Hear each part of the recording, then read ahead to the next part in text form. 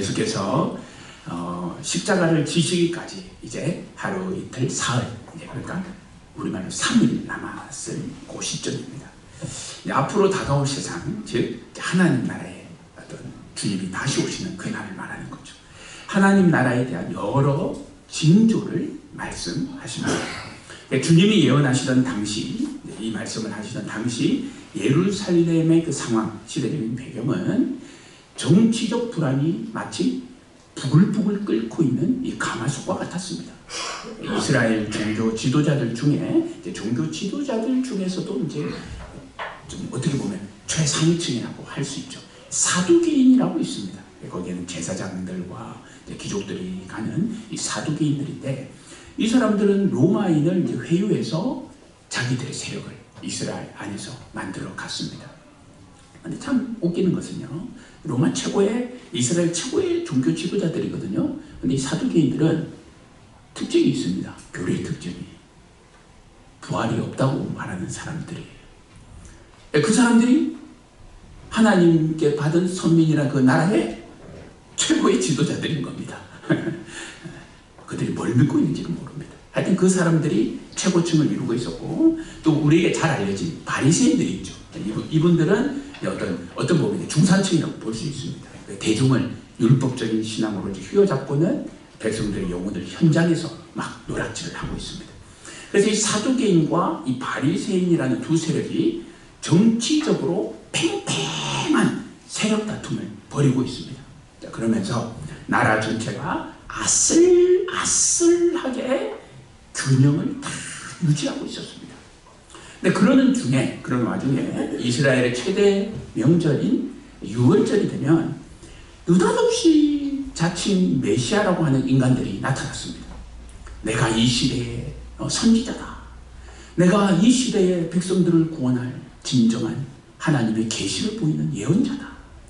내가 당신을 구원할 메시아다 하면서 순진한 백성들을 모아다가 혁명을 일으킵니다. 자, 이런 세상 속에서 참 메시아이신 예수님을 따르던 제자들은 비록 내가 예수라는 참 메시아를, 하나님을 믿고 따르고 있지만, 그래도 그들 마음에, 왜? 세상이 그러다 보니까 이 미래에 이루어질 하나님 나라에 대한 궁금한 문제들, 호기심이 늘 내 마음속에 있었습니다. 자, 예수를 믿고 따르지만 그래도 장차 올 하나님 나라가 어떤 나라인가, 이런 호기심을 가지고 있었다는 말이죠. 그리고 그 문제를, 호기심을 해결하기를 원했습니다. 자, 그래서 나를 잡았습니다. 예수께 묻습니다. 다음과 같이 묻습니다. 7절을 보겠습니다. 그들이 물어 이르되 선생님이여, 그러면 어느 때에 이런 일이 있겠사오며 이런 일이 일어나려 할 때에 무슨 징조가 있사오리까? 그래서 이제 제자들은 예수님을 믿지만 조금은 막연한 듯한 장차 다가올 하나님 나라에 대하여 궁금한 것을 예수께 묻고, 예수님은 그에 대한 답변을 하는 것이 오늘 본문의 내용이 됩니다. 예수께서 이제 하나님 나라, 장차 다가올 미래의 일들을 말씀하시는데, 자, 그러면 예수께서 제자들에게 말씀하신 미래에 일어날 일들이란 무엇이며, 그 일들을 대하는 성도의 바른 신앙, 우리의 자세는 무엇인가, 요겁니다. 근데 성경이 말하는 미래의 일들, 장차 완전히 이루어질 하나님 나라를 살펴보기 전에 우리가 미래의 일, 심판, 종말하면 먼저 기억해야 될 한 가지 사실이 있습니다. 뭐냐면, 여러분 성경을 보시면 이제 미래의 일을 예언하고 종말을 예언을 많이 기록하지 않습니까? 근데 그렇게 성경이 미래에 대하여 기록하는 이유는 뭐냐면, 미래의 징조를 알리기 위해서 말하는 게 아닙니다. 그것 때문에 기록한 게 아니고, 물론 그것은 알게 되는 거지만 더 중요한 이유가 따로 있습니다. 뭐냐면, 다가올 미래를 어떤 징조를 알려주면서 그렇게 미래가 하나님 나라가 다가오고 있으니 믿음을 가진 자는 바른 신앙을 하고 살아라. 여기에 초점이 있는 겁니다. 이런 징조에 초점이 있는 게 아니고, 이런 일들을 믿음으로 확신하면서 성도다운 삶을 살아라. 이게 이제 성경에 기록된 목적입니다. 그래서 성경은 철저합니다. 미래의 징조에 관심이 없습니다. 미래의 징조를 가지고 관심을 가지고 이 시대에 와서 성도들을 미혹하는 자들은 여러분 다 앞에 거짓자를 붙여도 상관이 없습니다. 미래의 징조를 통해서 다가올 미래를 확신하고 나는 오늘 미래를 준비하는 사람으로 어떤 삶을 살아갈 것인가, 이게 성경의 강조입니다.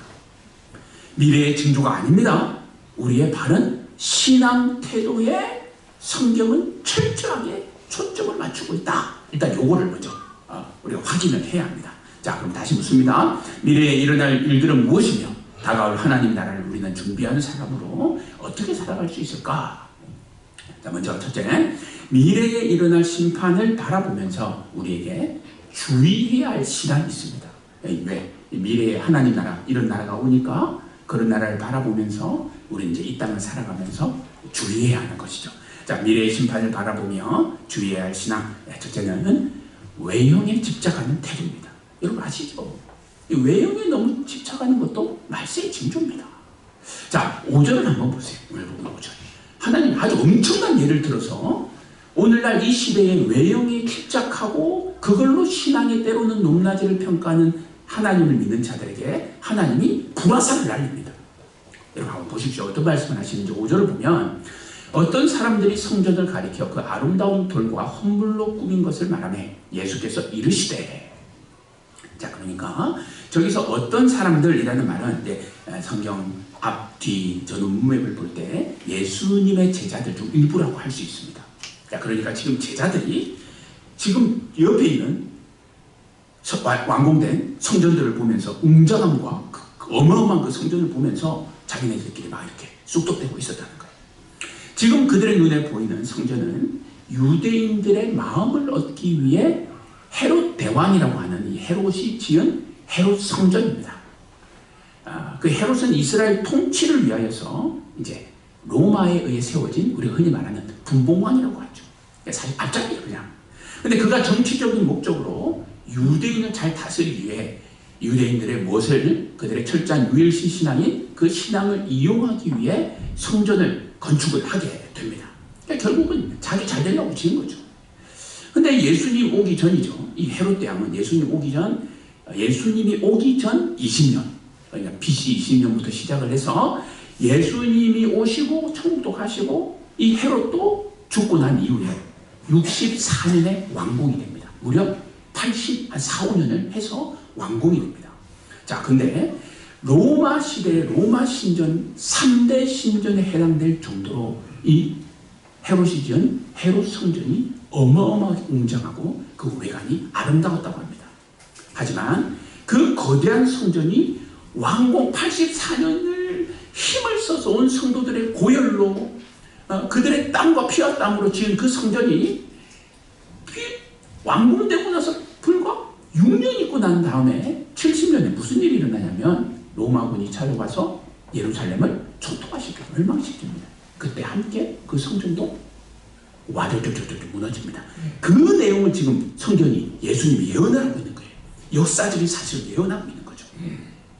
근데 우리가 헤롯에 관하여 헷갈리면 안 될 내용들 한 가지 간단히 말씀을 드리면, 오늘 본문에서 나온 그 헤롯 성전은 그 헤롯이 성전을 건축을 시작한 헤롯은 누구냐면 예수님이 태어날 당시에 2살 이하는 다 죽여 했던 그 나쁜 헤롯, 그 헤롯을 말합니다. 자, 그런데 우리가 성경을 또 보면 세례 요한을 죽이는 헤롯도 나오잖아요.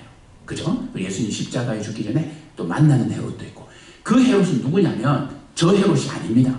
자, 그 헤롯은 저 헤롯의 아들, 그 아들이 기록상으로 한 10명이 있는데 그게 다 헤롯 뭐뭐뭐 이름이 붙지 않습니까?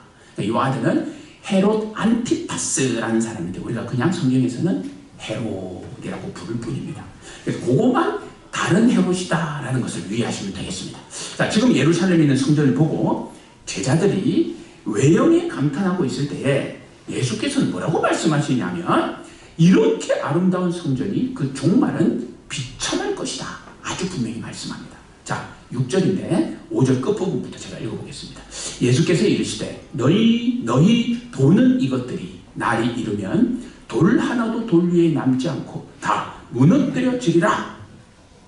실제로 예루살렘에 있던 헤롯 성전은 70년에 로마 군대에 의해 무너졌다고 했습니다.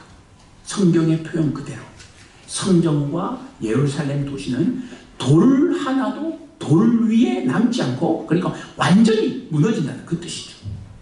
신약시대 실존했던 유대인 역사가가 있습니다. 자, 그는 저 장면을 기록하면서, 유대전쟁을 기억하면서 무려 당시 110만 명이 생명을 잃었다고 하죠.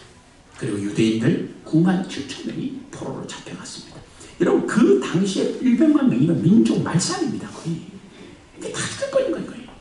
그 쓸만한 남자들, 힘 있는 조금 어디 부려먹을 만한 사람들은 다 죽여버리고, 왜? 앞으로 미래가 걱정돼서 힘없는 여자들, 그리고 갓난아기들 데려와서 종으로 노예로 삼게 됩니다. 자, 지금 본문의 내용은 지구의 역사 속에서 일어난 실제적인 일을 바라보면서 예수님께서 그 당시에 앞으로 35년, 40년 후에 있을 일을 예언을 하고 있는 겁니다.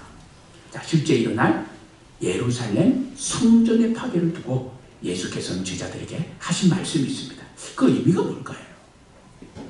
다가올 하나님 나라, 그 하나님 나라를 믿음으로 사는 사람은 믿음으로 천국을 가는 것이지, 우리의 신앙은 결코 외형에 붙잡히는 것이 아니라는 말씀입니다.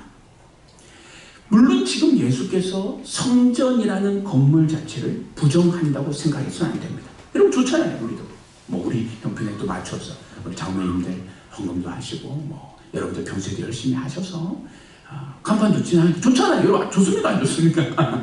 저는 지난주에 하루에 몇 분이고 나가서 잘 붙어있나 확인하고, 제가 보니까 동네 수건 사업이에요. 동네 수건 사업. 제가 수요일날 밖에 낮이고 오고 서서 왔다 갔다 하는데 저도 몰라요.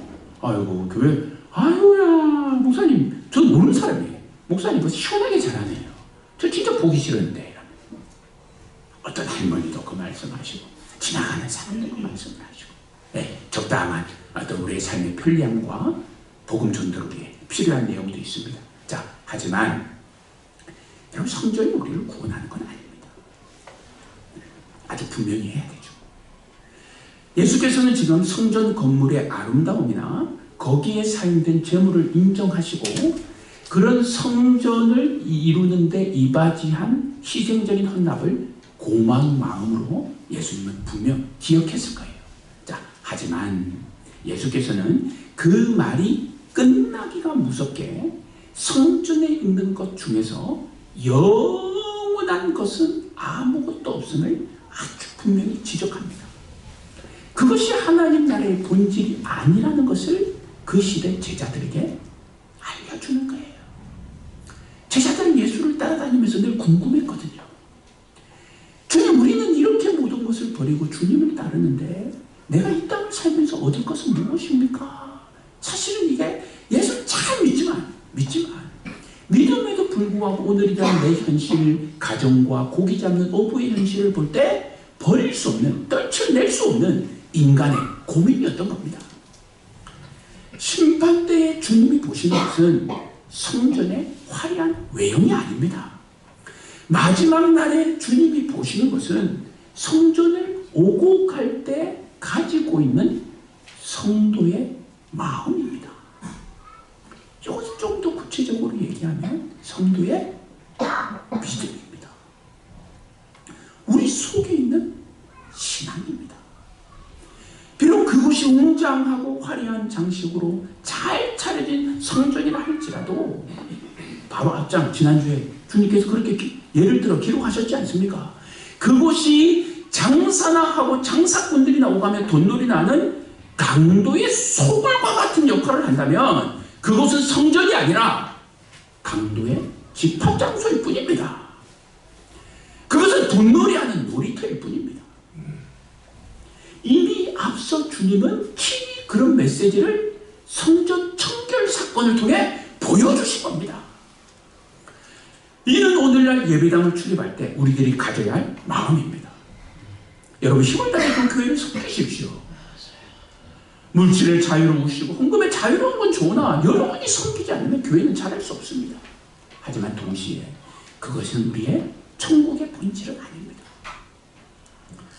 규모와 형식에 붙들려 예배라는 본질을 잊어서는 안 됩니다.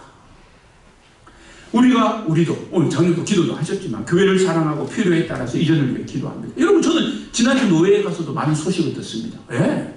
우리 교회 저에게 직접적으로 이런 얘기해요. 하지만 저는 이제 막 정리를 합니다. 그리고 분명히 여러분들도 함께 할 수 있는 시간들이 있을 겁니다. 하지만 여러분, 그렇게 기도를 하고 모여서 우리가 간구하는 중에도 더 우선돼야 할 문제가 있습니다. 매주 드리는 이 평범한 예배를 통해 바로 이 예배당 동성교회에서 여러분이 오전 10시에서 11시 드리는 이 예배를 통해 살아계신 하나님을 만나야 합니다. 여러분, 그것이 먼저입니다. 두려워하는 마음으로, 감사하는 마음으로 하나님께 영광을 돌리고 우리의 예배를 받으시는 하나님으로 인해 여러분의 영과 육이 하늘을 나는 새처럼 진리 안에 자유로워짐을 체험해야 합니다. 그것이 더 중요합니다. 자, 또한 다가오는 하나님 나라를 볼 때 또 하나가 있습니다. 뭐냐? 거짓에 미혹되어서는 안 돼요. 그러니까 외형에 붙들리면 거짓에 미혹될 확률이 높습니다. 자, 8절입니다. 이르시되 미혹을 받지 않도록 주의하라. 많은 사람이 내 이름으로 와서 이르되 내가 그라하며 때가 가까이 왔다 하겠으나 그들을 따르지 말라. 예수께서는 마지막 때가 이르기 전에 많은 사람이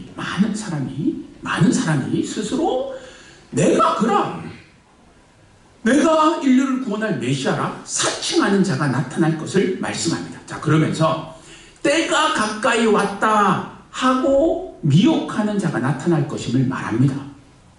자, 그런데 여러분, 신앙 안에서 조금 여러분부터 생각을 해보시면 이런 미혹들이 내 귀에, 우리 귀에 오늘 현장에서 들린다는 것은 어떤 의미에서는 마지막 때가 아직 이르지 않았다는 증거이기도 합니다.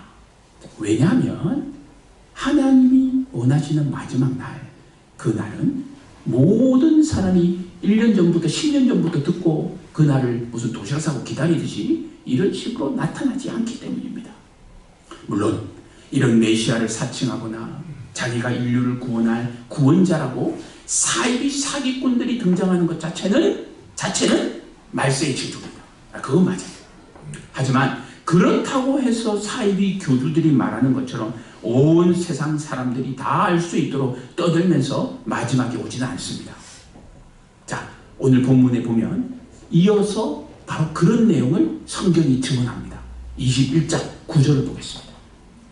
자, 9절 말씀 우리 함께 한번 스크린을 보시고 읽겠습니다. 시작. 난리와 소요의 소문을 들을 때에 두려워하지 말라. 이 일이 먼저 있어야 하되 끝은 곧 되지 아니하리라. 아멘. 아주 분명히 합니다. 난리가 있습니다. 소유가 있고요. 내가 예수라 사칭한 나쁜 놈들이 있습니다. 하지만 그것이 여러 표 중에 하나이긴 하지만 그것보다 더 중요한 일이 있기 때문에 그것이 곧 말세의 표는 아닙니다. 자, 방금 살핀 거짓에 미혹되지 말라는 이 8절과 9절의 오늘 본문 내용을 여러분, 제가 다른 성경을 한번 읽어보겠습니다. 자, 메시지 번역이라는 성경이 있는데 이 성경 번역본으로 제가 한번 다시 8절과 9절을 읽어보겠습니다. 여러분 한번 들어보세요. 예수께서 말씀하셨다. 사이비 종말론자들을 조심하여라. 많은 지도자들이 정체를 숨기고 나타나서 내가 그다라고 하거나 또는 종말이 가까이 왔다고 주장할 것이다. 그런 말에 절대 속지 말라. 전쟁과 폭동의 소문이 들리거든 당황하지 말고 침착하여라. 그것은 역사에 늘 반복되는 일일 뿐 아직 종말의 징조는 아니다. 거짓에 미혹되지 마시고 교회의 인도를 따라 건전한 신앙을 살아가시기를 주님의 이름으로 축복합니다. 다가올 하나님 나라를 확신하면서 주의해야 할 신앙이 하나 더 있습니다. 뭐냐? 우리 현장이에요. 협박에 굴복해서는 안 됩니다. 마지막 때를 살면서 성경은 우리에게 두려워하지 말라고 말합니다. 자, 하지만 하나님께서 마지막 시대를 사는 우리에게 두려워하지 말라라는 이 말, 하시는 이 말씀의 뜻이 아무 어려움 없을 거야, 힘든 일 없을 거야, 지금 그런 말을 하는 건 아닙니다. 종말의 때가 다가올수록 바른 신앙과 믿음으로 살려고 하는 자의 핍박의 강도는 점점 강해집니다. 믿음의 시험과 연단은 혹독해집니다. 이게 말세의 징조입니다. 세상의 통치자와 어떤 권세, 권력자만이 아니라 때로는 가족 안에서, 친척과 친구에게서까지 그 신앙 때문에 핍박을 받을 수 있습니다. 세상은 본질적으로 성도의 믿음을 싫어합니다. 그리고 그 성도를 어떻게든 정죄하여 그 영혼을 실족시켜 천국 반대편으로 달려가게 하는 것이 악한 세상의 권세 잡은 악한 영의 존재 목적이기 때문입니다. 자, 그럼 이때 우리 성도에게 요구되는 것이 있습니다. 자, 본문 18절입니다. 너희 머리털 하나도 상하지 아니하리라.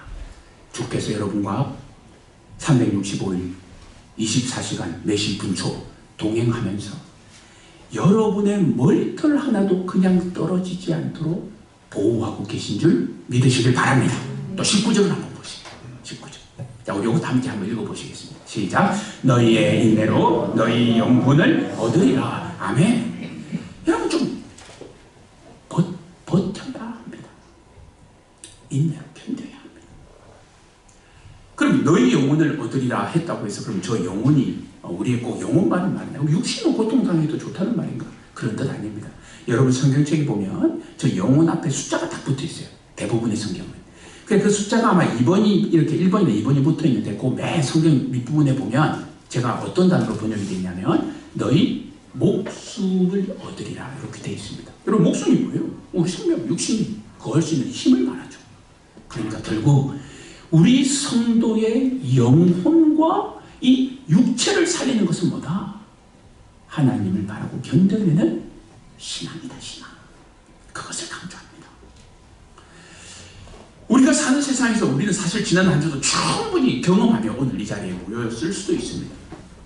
바른 신앙을 살려고 하면 여러 핍박을 받습니다. 여러분 가정 안에서 핍박, 예수 못 믿게! 여러분 이런 것만 핍박 아니죠? 여러분 예수 믿는 사람들끼리도 이게 어떤 의미에서 영적인 핍박이 있을 수 있는 거예요. 부모는 자식에게 핍박을 받습니다. 여러분 그 핍박이 꼭 위에서 밑으로 내려오는 줄 압니까? 전혀 그렇지 않습니다. 이거 모든 영적인 의미죠. 물론 부모가 어떤 가정 권위로 자녀의 신앙을 핍박할 때가 더 많습니다. 자녀도 핍박하고 친지들도 핍박하고 때로는 교회 안에서도 바른 신앙을 살지 못하도록 안타까운 일이지만 여러 가지 충분히 발생할 수 있습니다. 아무튼 바른 신앙을 살려고 하면 그 복음 때문에 핍박을 받는 거예요. 복음 때문에. 다른 거 말고. 꼭 나라와 권세자와 주변 사람들로 인해 직접적인 무력을 경험하는 것만 여러분 핍박이라고 생각하면 안 됩니다. 이 시대는 그런 무력으로 핍박하는 자들이 잘 없습니다. 오히려 그런 사람은 눈에 다 보이잖아요. 그것은 지혜롭지 못합니다. 진짜 악한 마귀는요, 표시 안 나게 핍박하는 거예요. 삶의 현장에서 어떻게 나의 생각을 뒤틀어 놓습니다. 여러분 이게 핍박이에요. 원래 우리 모두 하나님 형상이잖아요.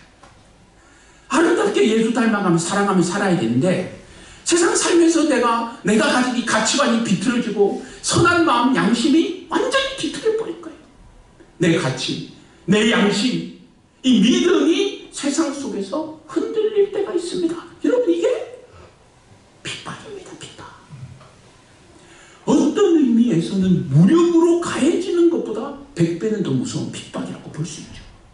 자, 바로 그런 순간이 찾아오거든 여러분 꼭 기억해야 합니다. 성경이 말하는 예수신앙은 사망의 골짜기를 지나면서 완성되는 신앙입니다. 그런 마음으로 여호와는 나의 목자시니 고백할 수 있는 것이 우리의 현장이요 주께서 원하시는 바입니다.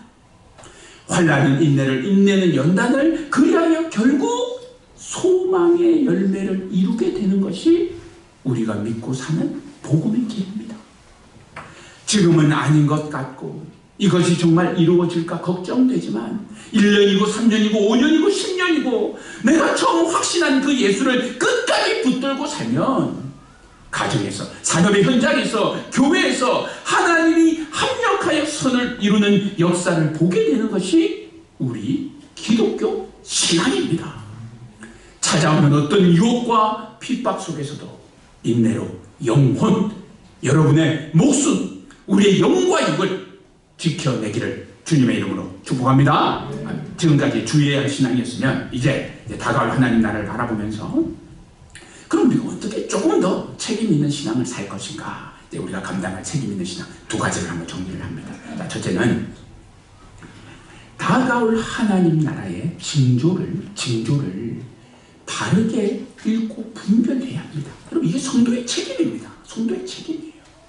29절 이하 한번 보시겠습니다. 이에 비유로 이르시되 무화과 나무와 모든 나무를 보라. 싹이 나면 너희가 보고 여름이 가까운 줄을 자연히 아나니 이와 같이 너희가 이런 일이 일어나는 것을 보거든 하나님의 나라가 가까이 온 줄을 알라. 주님은 예루살렘 일대에서 흔히 볼 수 있는 지극히 평범한, 너무 평범한 무화과 나무를 지금 손으로 딱 가리키고 있습니다. 딱 가리켜서는 무화과 나무는 이런 나무 아니냐, 이걸 설명을 하는 거죠. 그는 겨울 동안 모든 이파리를 떨구고 이제 제일 먼저 어떤 여린 싹, 이쁜 싹이 나올 때 금방 눈에 띈다고 합니다. 자, 그래서 꼭 기상 전문가나 원예 전문가가 아니라 할지라도 저 무화과 나무가 새싹이 났네? 이제 봄이네. 곧 여름이 오겠네. 요거를 그 당시 사람들은 다 알았다는 거죠. 마찬가지로 나무에 싹이 트면 봄이 오고 여름이 다가오는 징후인 것처럼 반드시 주님이 오실 날이 다가오고 있음을 우리는 믿음으로 바라봐야 된다는 겁니다. 그뿐만이 아닙니다. 예수께서 이 땅을 떠났던 것과 동일한 방법으로 자신이 다시 이 세상에 올 것을 약속하신 적이 있습니다. 자, 우리가 잘 아는 내용인데 사도행전 1장을 한번 보겠습니다. 10절과 11절입니다. 올라가실 때에 제자들이 자세히 하늘을 쳐다보고 있는데 흰옷 입은 두 사람이 그들 곁에 서서 이르되 갈릴리 사람들아 어찌하여 서서 하늘을 쳐다보느냐. 너희 가운데서 하늘로 올려주신 이 예수는 하늘로 가심을 본 그대로 오시리라 하였느니라. 주님은 다시 오십니다.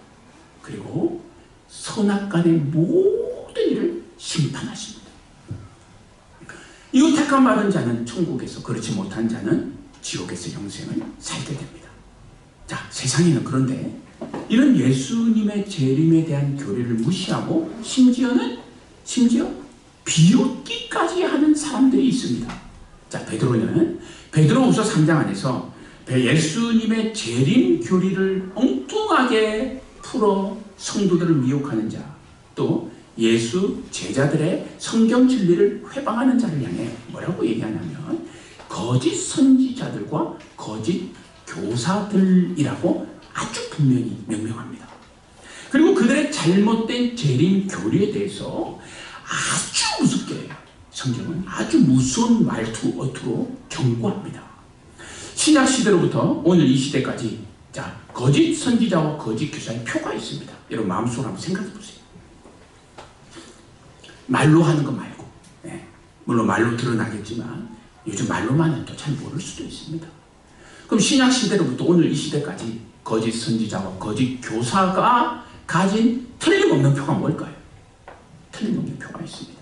자, 베드로는 성경을 통해 양의 탈을 쓴 이리들의 특징을 다음과 같이 얘기합니다. 베드로서 2장 3절을 한번 보시겠습니다. 자, 우리 스크린을 보시고 함께 읽겠습니다. 시작. 그들이 탐심으로써 지어낸 말을 가지고 너희로 이득을 삼으니. 쉽게 얘기하면 여러분을 뭐로 본다는 겁니다.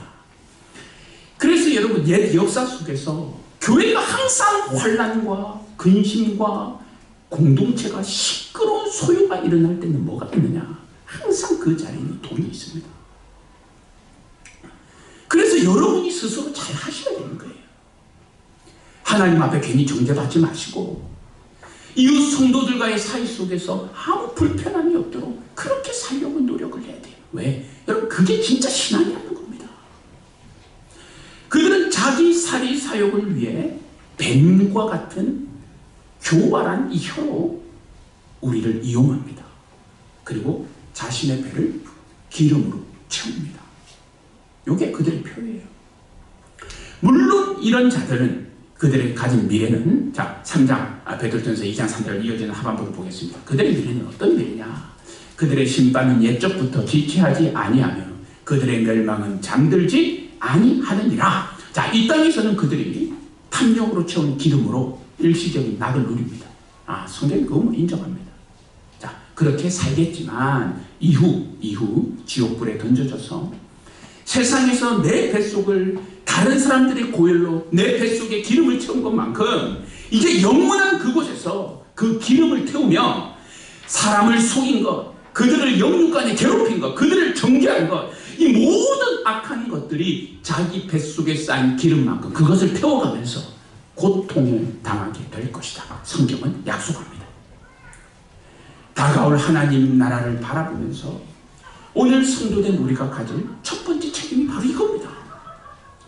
이처럼 세상이 가진 여러 현상들을 여러분 다르게 읽고 여러분의 신앙을 스스로 지켜야 합니다. 그래서 오늘 본문에도 보면 여러분 성경책을 한번 보세요. 21장 34절을 한번 보세요. 여러분 책을 보세요. 네, 여기에 노트는 안 되어 있습니다. 자, 34절에 보면 이런 말씀이 있습니다. 너희는 스스로, 네, 이게 약입니다. 아시겠죠? 네? 어디 뭐 당하고 와가지고 그런 말 하지 마시고 스스로 조심할 거 조심해야 됩니다.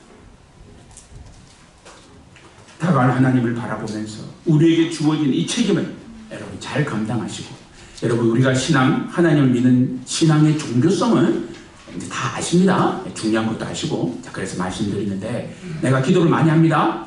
여러분 이게 우리의 신앙표가 아니라고 했습니다.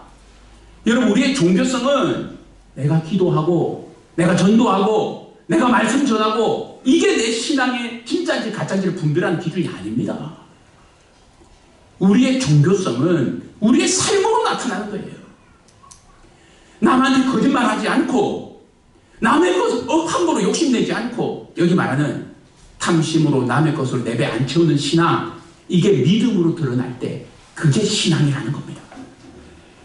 그것이 1월 성신이든 민족들 간의 대적으로 나타나든 세상 사람들이 무서워할 만한 어떤 하늘의 권능으로 나타나든지 그것은 상관없습니다. 자신이 메시아라고 외치든 내가 이 시대의 선지자요 인류를 구원할 구속자라고 외치는 인간이라도 상관없습니다. 이 모든 것을 보시고 우리에게 중요한 것은 여러분들 스스로 조심하여서 징조를 읽으시고 여러분에게 주어진 교회와 가정과 산업의 현장을 예수 안에서 잘 지켜가면 여러분 그것이 여러분에게 주어진 첫 번째 책임입니다. 자, 다가올 하나님 나라를 바라보면서 우리가 가져야 될 책임 두 번째가 있습니다. 징조를 읽고 분별하여 이것이 잘못되었다라는 것을 아는 것만으로는 신앙을 못 지킵니다. 여러분 그래서 세상에 보면 똑똑한 사람들도 늘 당하는 적도 있고, 알만큼 알만한 사람들이 사회 종교단체 맨 앞자리에 서서 찬양하고 기도하고 하는 것도 볼 수 있는 거예요. 여러분 절대 내가 아는 이해와 분별만으로는 큰 소리 칠 수 없습니다.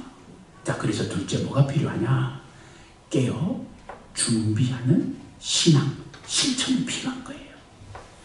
일주일에 한 번 나와 힘들지만 어쨌든 잠이 막아서 눈꺼풀이 덮이지만 교회에 오고, 힘들지만 기도 제목이 발생하면 주님 앞에 나와 엎드려 기도하려고 하고, 별것 아니지만 여러분 그것이 우리의 일상 평시를 지키는 능력이 되는 겁니다. 35절, 36절을 보겠습니다. 이 날은 온 지구상에 거하는 모든 사람에게 이 말이야. 이러므로 너희는 장차올 이 모든 일을 능히 피하고 인재 앞에 서도록 항상 기도하며 깨어있으라 하시니라. 여러분 제가 한번 물어봅니다. 여러분, 마음속으로 답해보세요. 다가오는 하나님 나라를 바라보는 자 믿고 사는 우리가 왜 깨어있어야 할까요? 왜? 물론 여러 가지 이유가 있겠지만 여러분 한번 마음속으로 아무거나 답해보세요. 한 가지. 그날과 그때를 그러니까 깨어있어야 되는 거예요. 알 수 없거든요. 다가올 하나님 나라에 관한 성경의 강조는 예수님께서 언제 어디서 어떻게 이런 모습으로 온다에 있지 않다고 했습니다. 성경의 강조는 그 사실을 믿고 그 그에 맞는 성도의 삶을 살아가는 겁니다. 자, 그래서 본문은 항상 깨어 준비하는 신앙 한 가지를 오늘 이 시대에 모든 성도에게 통용되는 우리 모두가 사모해야 할 한 가지를 말씀합니다. 36절을 다시 보시면 이러므로 너희는 장차올 이 모든 일을 능히 피하고 인자 앞에 서도록 예수 앞에 서도록 인자 앞에 서도록 항상 기도하며 깨어 있으라 하시니라. 본문에서 기도하며 깨어 있으라는 말은 예비하라 이런 뜻이죠. 우리가 보통 강구하는 기도의 첫 번째 의미와 똑같습니다. 하나님의 뜻을 분별하고 그 뜻을 수용하기 위한 인내요 오래 참음이 우리의 기도라고 했습니다. 여기서도 바로 그거예요. 장차 다가올 그 하나님 나라를 확신하며 살아갈 때 그것을 믿어지게 하고 알게 하고 삶 속에서 살아가게 하는 것은 결국 기도밖에 없는 거예요. 성도들은 우리들은 우리가 마지막 시대를 살아가고 있다는 이 인식의 어떤 테두리에서 울타리에서 벗어나면 안 됩니다. 벗어나면 어떻게 되느냐? 예수신앙 가지고 무슨 자유롭게 한 해 가면서 성도임에도 불구하고 구원받지 못한 사람과 별 차이 없는 삶을 살아가는 거예요. 여러분, 이게 결정적인 이유입니다. 내가 예수를 믿는다고 하면 뭔가 한 가지 단 0.1이라도 다른 게 있어야 될 거 아닙니까? 믿지 않는 자들처럼 내 영혼과 육체를 약탈하는 죄와 사망의 권세에 붙들려서 살아갑니다. 예수 믿어도. 또 예수를 구주와 주님으로 모셨음에도 불구하고 34절을 한번 보십시오. 너희는 스스로 조심하라. 그렇지 않으면 방탕함과 술취함과 생활의 염려로 마음이 둔해지는 거예요. 이게 뭔지를 모르는 거예요. 지금 이 말씀은 예수님께서 지금 믿지 않는 자들, 흔히 말하는 우리가 말하는 불신자라고 하는 그 사람들을 향해 하는 말이 아닙니다. 지금 그들을 향해 하는 말이 아닙니다. 지금 저 말씀은 십자가를 지기 며칠 전까지 예수와 함께 먹고 자고 나를 따르고 나에게 사랑을 고백한 사랑하는 제자들에게 지금 주님께서 하는 말이에요. 즉 오늘 이 자리에 모인 평생을 예수 믿고 살아온 우리를 향해 하는 말입니다. 저 말은 불신자를 향해 하는 말이 아닙니다. 구원의 확신을 갖고 언제 죽어도 천국 갑니다 라고 생각하는 사람들의 삶을 사는 우리들에게 하는 말이에요. 성도된 우리는 다가오는 하나님 나라를 바라보면서 어디 안전한 곳에 피해서 어디 안전한 곳에 앉아서 모든 심판과 다가오는 재앙을 피하는 그런 사람들이 아닙니다. 우리는 세상 사람들과 똑같이 살아갑니다. 어떤 의미에서 땀을 더 흘려야 될 수도 있겠죠. 종말을 향해 달려갑니다. 그리고 아시겠지만 이 시대는 소멸의 시대입니다. 갈수록 결국 이 시대는 짧아지는 거예요. 그런 시대를 살아가면서 두렵고 떨림으로 구원을 이루어가는 신앙을 살아가시기를 축복합니다. 우리는 모두 다가올 하나님 나라에서 천국에 속한 하나님 백성인 줄 믿습니다. 다시 오실 주님을 확신하면서 언젠가 찾아올 심판과 종말 앞에서 조금의 두려움도 없이 그날을 맞이하시고 예수님 우편에 서서 이 세상 천지를 다스리는 권세를 얻으셔서 그 권세와 함께 영원한 천수를 누리시는 우리 모두가 되시기를 주님의 이름으로 축원합니다. 아멘. 함께 기도하겠습니다.